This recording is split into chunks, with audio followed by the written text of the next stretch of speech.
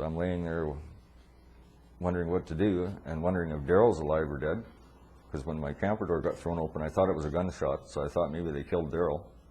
And I didn't know, and I wanted to go up there and check on him.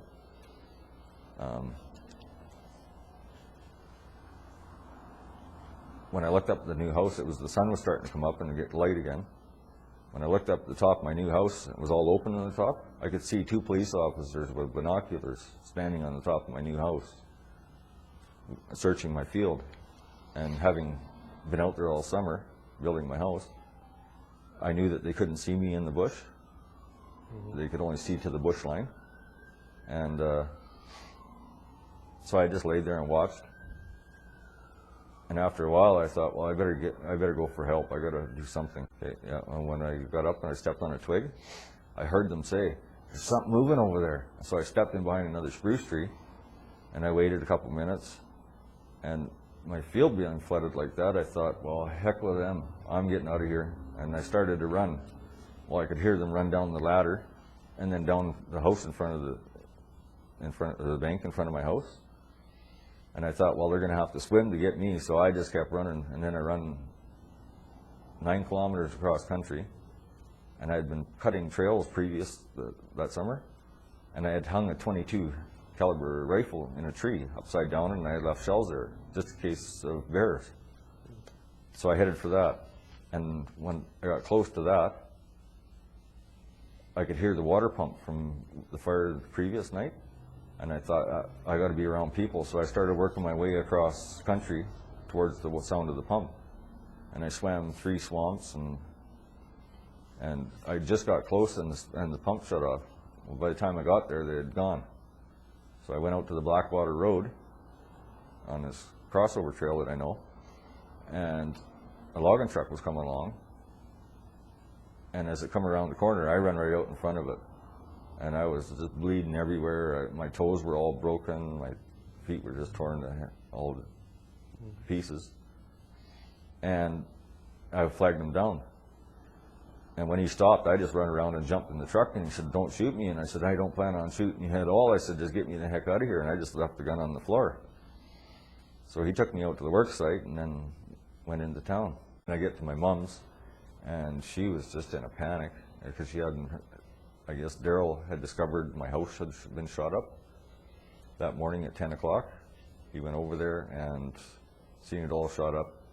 So he ran to my mom's, and they phoned the RCMP, the Quesnel RCMP. And they never bothered even phone. The RCMP didn't phone back. My mom and Daryl ended up going out to the place. And the police showed up at 4 o'clock that afternoon when they got Daryl phoned him at 10 a.m. And when they were sitting at the end of my road, my mom said that she could see there was burnout tracks at the end of my road. I imagine there must have been a police car sitting at the end of the road, and after they got a report of him getting shot, they burned out to get in there. The police officer you shot, is there any evidence or reportings in regards to him ever being shot? It was a few months later, or a few weeks later, after September 4th is the day that he tried to murder me, 1999. 3 weeks later after that, there was a report of him, a police officer, being shot by one of his own in Prince George. And it just so happens that he was the police officer that was shot. Okay, can you name the police officer? And this is in the Quesnel Hospital? No, he was in Prince George Hospital. He was treated here by a nurse and then sent to Prince George. Okay. Okay, have you been to any media sources or outside sources trying to get something done about this case and what you've seen? Yes, at first I went to 2 reporters that were my neighbor's friends. They worked for the Caribou Observer. Okay. I started telling them my story. I had 2 meetings with them. On the 3rd meeting, they didn't show. I later found out that they had both lost their jobs.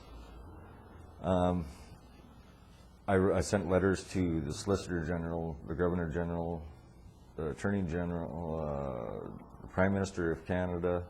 Which Prime Minister? Paul Martin. Okay. And several MPs like Sven Robinson, hang on, I got them all right here. Stephen Owen, Keith Martin, Richard Harris. I also sent letters to,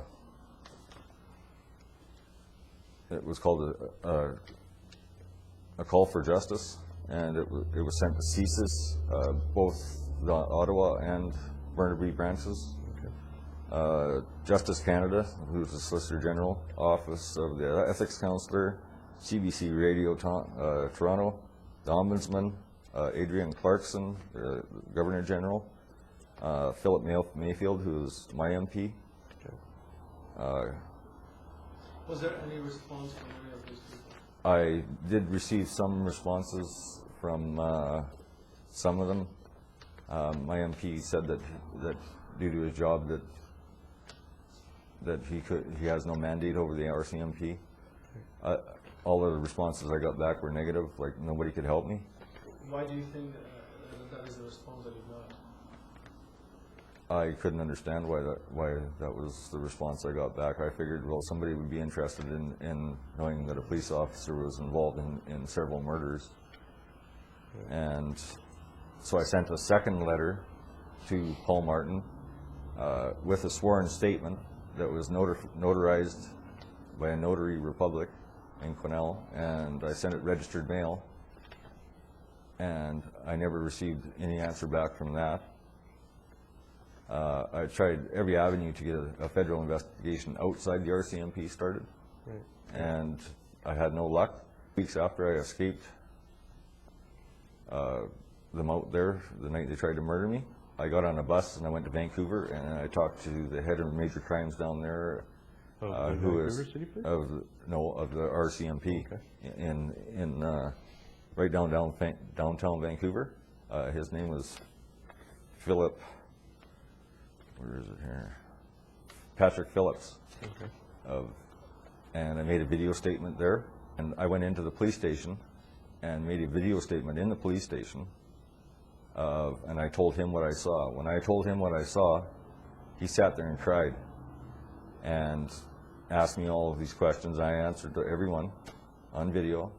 And when I left, when he got me out in the hall, he said to me 3 times, he said, "This is very important to my investigation. This is very important to my investigation," like, because I know how she was murdered, and there's not many people other than the killers that know, maybe the coroner or people like that, or that are in the know.